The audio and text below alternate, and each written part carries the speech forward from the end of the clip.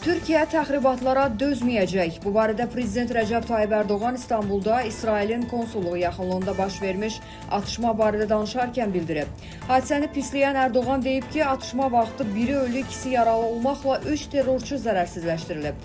2 polis əməkdaşı yüngül xəsarət alıb. Türkiyə Prezidenti qeyd edib ki, hadisə ilə bağlı həm İstanbul Baş Prokurorluğu, həm də polis və kəşfiyyat orqanları araşdırma aparır.